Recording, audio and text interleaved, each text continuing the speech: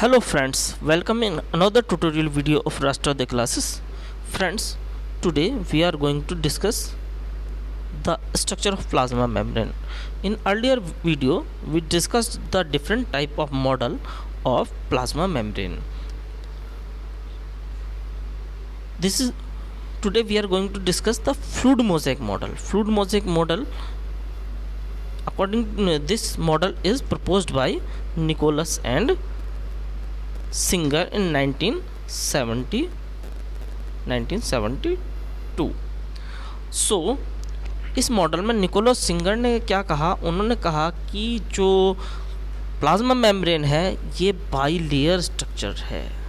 जैसा कि उन्होंने भी कहा बाइलेयर्ड स्ट्रक्चर है। इसमें आपको जो फास्फोलिपिड मॉलिक्यूल्स की बाइलेयर्ड स्ट्रक्चर नज़र आ रहा होगा। जो अंदर की साइड में इनकी टेल है और ऊपर की साइड इनका हेड है। तो उसे मैं आगे भी डिफाइन करूंगा इसके स्ट्रक्चर को।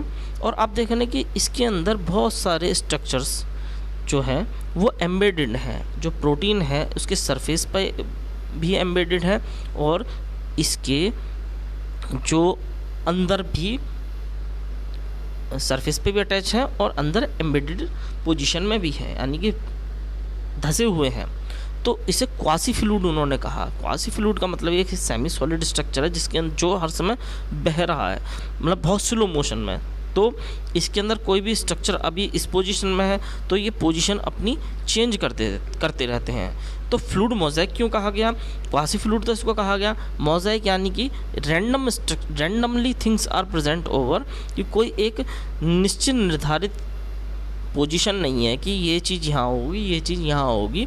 इस तरह से इसने इसे क्या कहा गया, फ्लूइड मोज़ेक। जो प्लाज्मा मेम्ब्रेन है उसके अंदर बहुत सारी चीज़ें हैं, जैसे कोलेस्ट्रॉल भी इसके अंदर मिलेगा आपको।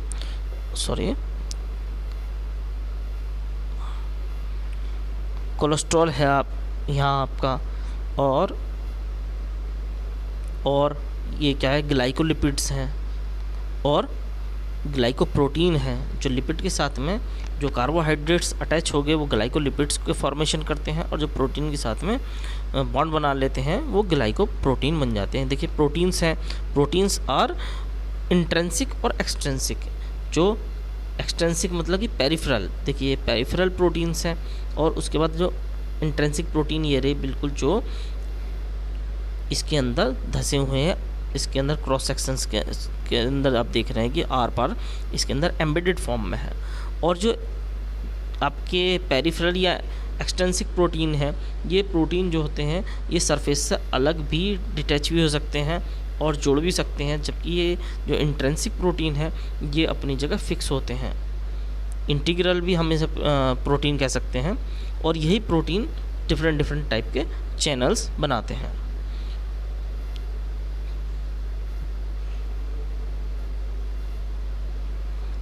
देखिए plasma membrane is a mosaic of components, primary phospholipids, cholesterol and protein. जैसा कि हमने पहली आपको इमेज में दिखाया है कि उसमें सारी चीज़ें हमने आपको बताई हैं कि कोलेस्ट्रॉल होता है इसके अंदर, फॉस्फोलिपिड्स हैं, फॉस्फोलिपिड की तो बाइलेयर बनी हुई है, कोलेस्ट्रॉल है और प्रोटीन है, ये इसके मेन कंपोनेंट है। और साथ में क्या होता है इसके अंदर, वाटर होता है, यानी कि आपका पानी होता है। चलिए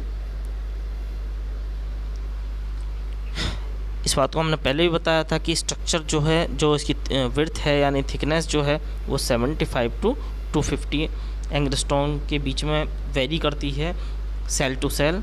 और ये बिल्कुल भी विजुअल नहीं हो सकती लाइट माइक्रोस्कोप के अंडर में, क्योंकि जैसा आपने लाइट माइक्रोस्कोप आप सभी ने यूज़ किया होगा कि बहुत ज़्यादा फाइन डिटेल हम लाइट माइक्रोस्कोप से ऑब्जर्व नहीं कर सकते। देखिए प्रिंसिपल कंपोनेंट क्या है इसके, फॉस्फोलिपिड। ये फॉस्फोलिपिड तो प्रिंसिपल कंपोनेंट है ही, चूँकि उन्हीं की बाइलेयर से ये पूरी की पूरी मेम्ब्रेन, उनके कंटिन्यूस जो अटैचमेंट से ही ये पूरी मेम्ब्रेन तैयार हो रही है। जो phospholipid is a lipid made of glycerol, 2 fatty acid tails and phosphate linked head group. Biological membrane using involve 2 layer of phospholipids with their tail point inwards and arranged called a phospholipid bilayer. तो जैसा कि मैं अभी हमने इससे पीछे वाले में देखा था, देखिए ये रहा ये फास्फोलिपिड बाइलेयर। तो आपको दो दिखाई दे रही हैं, एक ये रही लेयर और एक ये रही इसके नीचे है लेयर। चलिए उसके बाद आ जाता है आपका कोलेस्ट्रॉल। जो कोलेस्ट्रॉल का मेन काम क्या होता है, ये लिपिड है और ये जो फास्फोलिपिड मॉलिक्यूल्स हैं इनके बीच में रहता है। और ये कोलेस्ट्रॉल क्या होता है, इसकी फ्लूइडिटी को मेंटेन रखता है। जब बहुत ज़्यादा सर्दी पड़ती है या बहुत ज़्यादा गर्मी पड़ती है, तो बहुत ज़्यादा गर्मी पड़ने में क्या होगा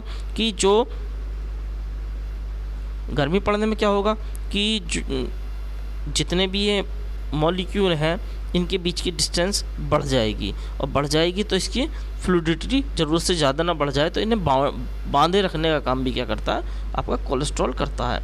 और वहीं दूसरी ओर जब बहुत अधिक सर्दी पड़ेगी तो क्या होगा कि जो मॉलिक्यूल हैं वो एक दूसरे के बहुत ज़्यादा सट जाएंगे और इनकी जो टेल है ये एक दूसरे से बहुत ज़्यादा अटैच हो जाएंगी। तो उस स्थिति में क्या होगा कि जो परमिशिबिलिटी ऑफ सेल होगी, वो परमिशिबिलिटी सेल वॉल होगी, सेल मेम्ब्रेन होगी, वो घट जाएगी एकदम से। तो उसे भी मेंटेन रखता है कोलेस्ट्रॉल। कोलेस्ट्रॉल बहुत ही आवश्यक तत्व है हमारे जीवन के लिए। इस प्रकार से मेम्ब्रेन प्रोटीन जैसे कि हमें पता ही है कि इसके अंदर जो पेरिफेरल प्रोटीन है जिन्हें हम एक्सट्रिंसिक प्रोटीन कह देते हैं, इंट्रिंसिक प्रोटीन है, ठीक है। कार्बोहाइड्रेट्स जो है वो इसके सरफेस के ऊपर, जो प्लाज्मा मेम्ब्रेन है उसके सरफेस के ऊपर, अभी मैं आपको शो करता हूँ,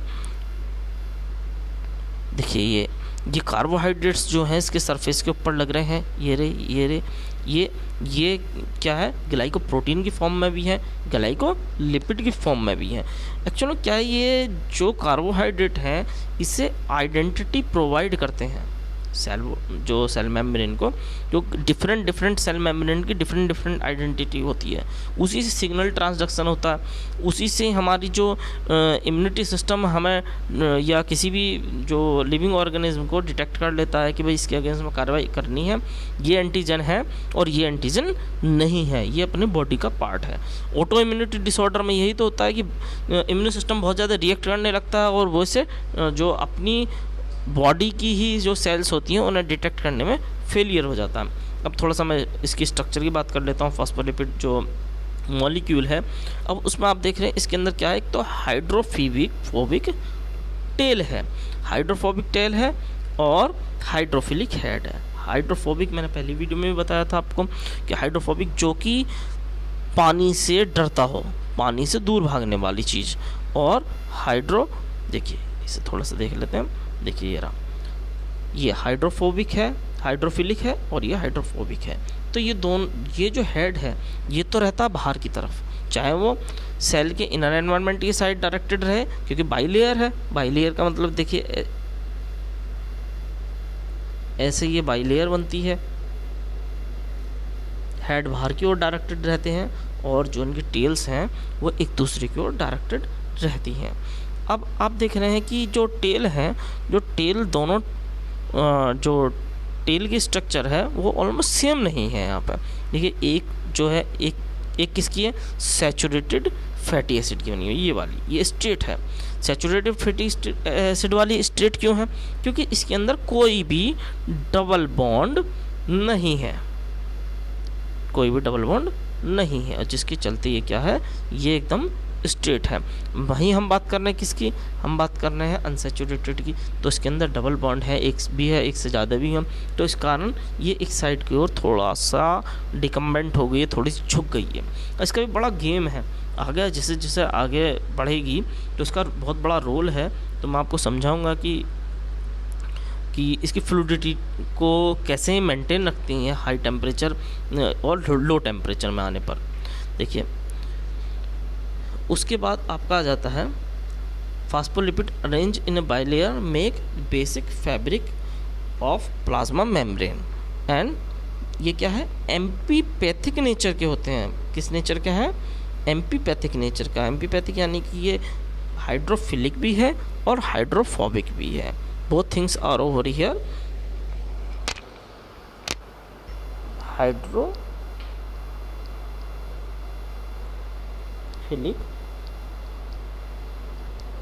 और हाइड्रोफोबिक।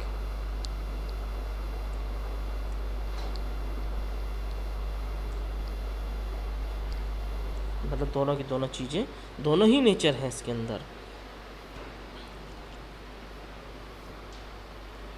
देखिए अब हम आ जाते हैं थोड़ा प्रोटीन की तरफ। तो इंटीग्रल प्रोटीन, जैसे कि मैंने इंट्रिंसिक और एक्सट्रिंसिक भी कहा, इंटीग्रल प्रोटीन और पेरिफेरल प्रोटीन। तो जो इंटीग्रल प्रोटीन है वो क्या कर रहे हैं,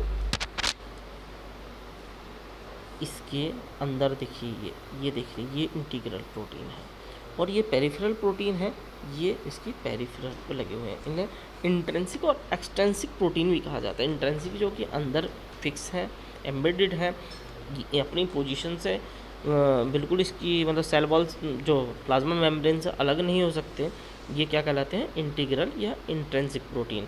और जो पेरिफेरल प्रोटीन है ये इससे अलग भी हो सकते हैं, बिल्कुल अलग भी हो सकते हैं, लेकिन ये वाले जो प्रोटीन है ये इससे बिल्कुल भी अलग नहीं हो सकते। जो इंट्रिंसिक प्रोटीन है उनकी जो स्ट्रक्चर है, स्ट्रक्चर भी डिफरेंट टाइप की हो सकती है। एक्सक्यूज मी, ये देखिए ये मे भी स्ट्रेट हो या एक लूप बना रहे हों इसके अंदर। जो प्लाज्मा मेम्ब्रेन है उसके अंदर ये लूप भी बना रहे हो सकते हैं।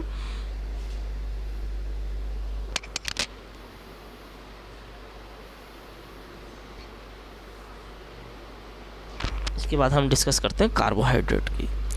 तो कार्बोहाइड्रेट्स में क्या है, मैंने पहले भी अभी आपको बताया था कि ग्लाइकोप्रोटीन्स और क्या है, ग्लाइकोप्रोटीन्स और ग्लाइकोलिपिड्स। ठीक है, जो कार्बोहाइड्रेट्स प्रोटीन के साथ रिएक्ट करके क्या कहते हैं, ग्लाइकोप्रोटीन बना रहे हैं, और आपका लिपिड के साथ में रिएक्ट कर ग्लाइकोलिपिड्स बना रहे हैं। अब इनका क्या मेन क्या काम है, ये आइडेंटिटी प्रोवाइड करवाते हैं। मैंने जैसा कि अभी थोड़ी देर पहले बताया, दीज कार्बोहाइड्रेट्स चेन में consist 20 to 60 monosaccharide unit and can be either straight और ब्रांच्ड। उसको भी मैं थोड़ा सा बताता हूँ आपको। अभी स्ट्रक्चर की ओर के दोबारा से चलते हैं। देखिए स्ट्रेट और ब्रांच्ड, देखिए आप ये देख रहे हैं ये ब्रांच्ड स्ट्रक्चर है, और कहीं कहीं आप देखेंगे कि कोई स्ट्रेट स्ट्रक्चर भी होगा। इस टाइप से ये एक स्ट्रेट स्ट्रक्चर के रूप फॉर्म में भी इसके सरफेस पर प्रेजेंट हो सकते हैं।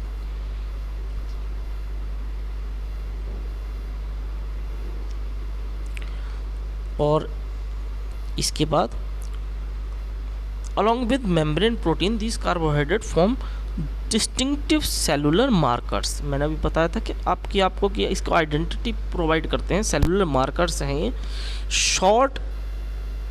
Short of like molecule ID bad gas, कि इस जो सेल है इसकी आइडेंटिटी जो है वो इन्हीं के द्वारा होती है, इन्हीं से ही पता चलेगा कि ये सेल कौन सी सेल है।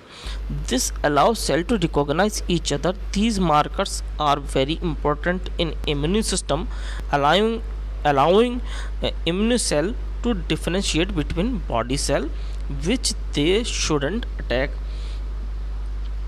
And foreign cell of tissue which they should. मतलब कोई भी फॉरेन बॉडी की तरह से ये रिएक्ट नहीं करेंगे कि हमारा इम्यून सिस्टम इन्हें डिटेक्ट कर ले। तो इसका बड़ा रोल है, और मैंने अभी ऑटो इम्यूनिटी डिसऑर्डर का भी आपको एग्जांपल दिया था। अब देखिए थोड़ी फ्लूइडिटी की बात कर लेते हैं। अब जो फ्लूइडिटी है कि ये जो आपके यहाँ पर क्या है, यहाँ पर ये बाइलेयर आपको दिखाई दे रही है। तो थोड़ा सा मैंने इसका जो सारा मैटर है वो बिल्कुल अलग कर दिया है। तो इसकी जो टेम्परेचर ज़्यादा होगा, अब इसके जो ये फॉस्फोलिपिड मॉलिक्यूल हैं, ये इनके जो हेड हैं वो इलेक्ट्रोस्टैटिक फोर्स के द्वारा एक दूसरे से अटैच रहते हैं। जैसे बात कर रहे थे हम कि इनके हेड इलेक्ट्रोस्टैटिक चार्ज के द्वारा एक दूसरे से ये जुड़े रहते हैं, अभी हम बात कर रहे थे इसलिए। और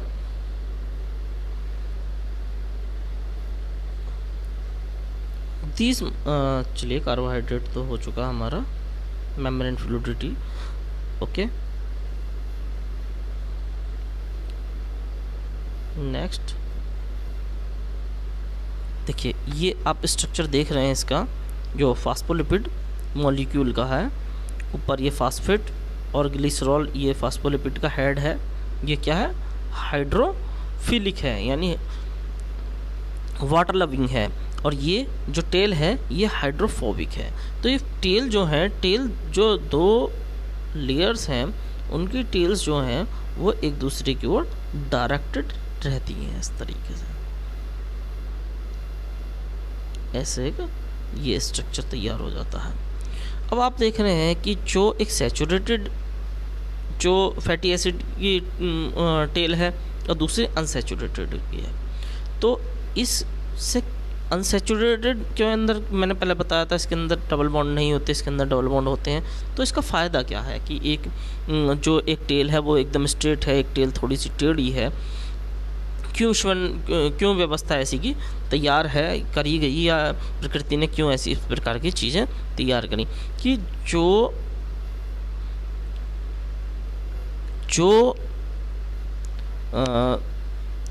जब बहुत अधिक सर्दी पड़ेगी, बहुत अधिक सर्दी वाली कंडीशन में क्या होता है कि जैसे आप देख रहे हैं कि फ़िश बहुत ठंडे पानी में रहते हैं, तो उस कंडीशन में क्या होगा कि ये जो सैचुरेटेड वाली आपका टेल है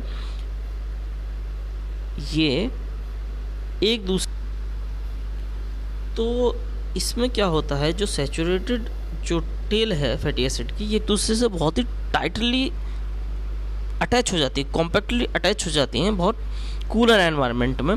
लेकिन वहाँ पर एक जो काम आती है यहाँ अनसैचुरेटेड फैटी एसिड वाली जो टेल है, आप देख रहे हैं कि थोड़ी सी मुड़ी हुई है, ठीक है।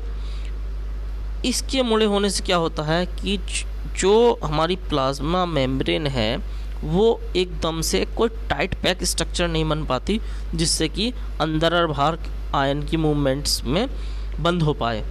तो इससे क्या है कि इसकी फ्लूइडिटी मेंटेन रहती है। वहीं दूसरी ओर एक और तत्व है, बहुत ही वंडरिंग सब्सटेंस है, वो है कोलेस्ट्रॉल। कोलेस्ट्रॉल का क्या काम होता है कि जिस समय पर मानिए ये दो फास्फोलिपिड मॉलिक्यूल्स हैं बराबर, ये तीसरा है, अब बहुत सर्दी हुई तो ये आपस में बहुत टाइटली पैक हो जाएंगे।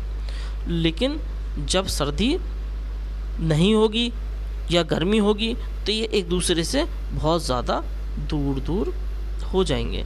यहाँ पर कोलेस्ट्रॉल का बहुत बड़ा रोल आता है। कोलेस्ट्रॉल दो मॉलिक्यूल्स के बीच में प्रेजेंट रहता है और ये क्या करेगा कि जब बहुत ज़्यादा टाइट कॉम्पैक्टली एक दूसरे से टाइट होने से इन्हें रोकेगा, जिससे कि इसके बीच में इन मॉलिक्यूल्स के कारण फ्लूइडिटी बनी रहेगी, ये टाइटली कॉम्पैक्ट नहीं होंगे।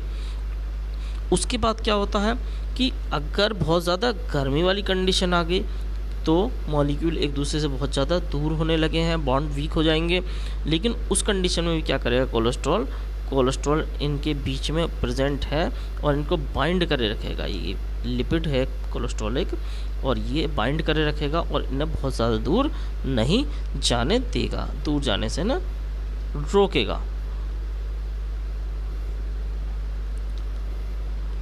So friends, I think you would find this information very beneficial for you. So like, subscribe and share. Thanks. Jai Hind.